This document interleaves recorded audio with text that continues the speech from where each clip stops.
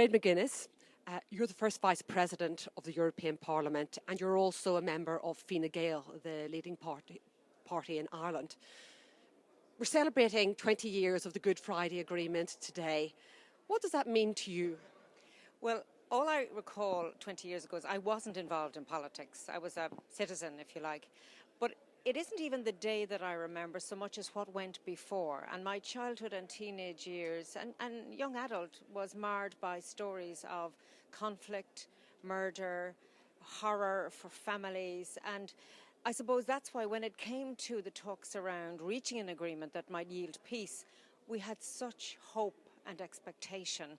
That really when it came to us hearing that the news broke, that we had an agreement, it was relief and joy mixed together. And I suppose now that I'm in the European Parliament, I think I get that whole peace thing much more profoundly because I understand how difficult the politics are and were at that time, and yet how men and women managed to come together and to deliver peace. And I think it's a great moment for us, even though there are many traumas around it, and it's wise that we very much mark it and celebrate the occasion.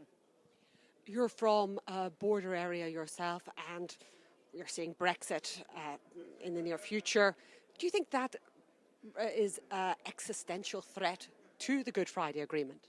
Well, I'm from a border county. I was born in County Louth. I represent all of the counties that run along with Northern Ireland. So I suppose I get the whole psychology of that region. And I'm a little bit anxious about Brexit and what has happened since the vote to disturb the settled pattern that is and was in the region. So I'm very determined that we won't allow Brexit make us go backwards. And I think everybody involved in this process, the United Kingdom government, the Irish government, the parties in Northern Ireland have all signed up to that. And yet we know there are strains now in relationships and in uncertainties around the future. So I think we've a lot of work to do.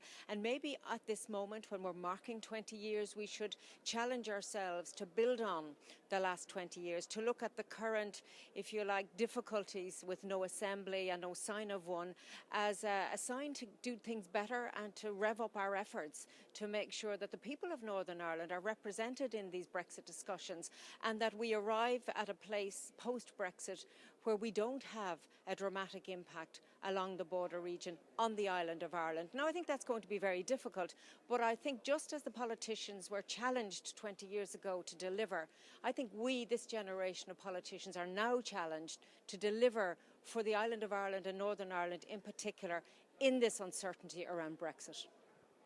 Most of the solutions have to come from the UK. Theresa May has also given a commitment, like you say, to a soft border, but we haven't heard much about what those solutions are. Are you concerned that these proposals just aren't coming forward and we've got a very limited time frame? We're talking about June. What I'm concerned about is that if we want things to remain as they are today and build on progress, we really need that the United Kingdom stay in the customs union and single market. Now, we know the red lines of the United Kingdom, and that's why in the withdrawal phase, we have asked the United Kingdom to come forward with proposals that will deliver what we have today. And it's probably why we haven't seen an agreement on the text, because it is extremely difficult. Now, Michel Barnier just confirmed today that the very outset, the last deadline where we can get something on paper is October of this year. In my view, we need to see some clarity well before October so that we can work through the details. And yes, I'm a little concerned that we haven't got proposals, definite proposals and commitments from the UK side. On the other hand, I am heartened by the repeated lines from the United Kingdom shared with the UK and of course Ireland that we do not want to return to any borders on the island of Ireland or anything of the past. And I think with political will, just as 20 years ago, with political will and much fear and uncertainty, those politicians delivered for people on the island of Ireland. And perhaps that is the challenge for Theresa May and her government, to keep that progress going and to remember that it takes very little to disturb the fragility between communities and people along that border region and in Northern Ireland itself. And therefore we have a duty to make sure that we make progress, that we don't regress.